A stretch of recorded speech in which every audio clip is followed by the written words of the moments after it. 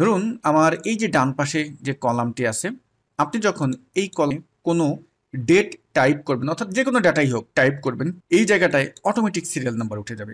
এক্ষেত্রে আপনি কিভাবে করবেন?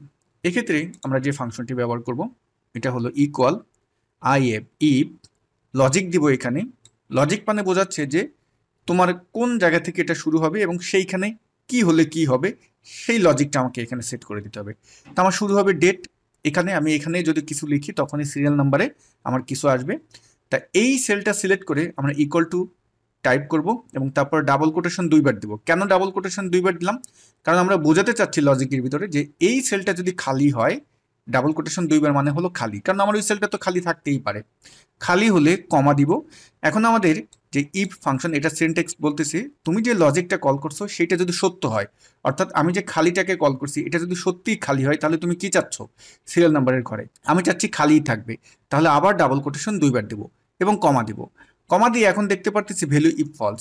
যদি ওখানে খালি না থাকে, যদি কিছু লেখা থাকে, তাহলে তুমি কি চাও? তাহলে আমি যেটা চাচ্ছি কাউন্টটা, এবং এই যে ডেটের যে প্রথম ঘরটা সেলটা, ওটার নাম কি? ওটার নাম কিন্তু বি টু।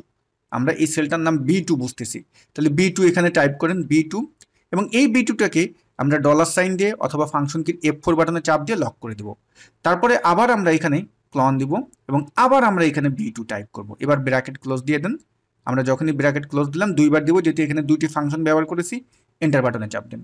এবার হলো কি, আপনি এটাকে ফিল ডাউন করে নিচে নামিয়ে দেন, যতটুকু দরকার আপনি নামিয়ে দেন। তো এটা কিন্তু ডাইনামিক হয়ে গেল। কিভাবে দেখুন, যখনই আমি ডেটের ঘরে কোনো ডেট টাইপ করব, অটোমেটিক কিন্তু দেখুন সিরিয়াল নাম্বার উঠতেছে।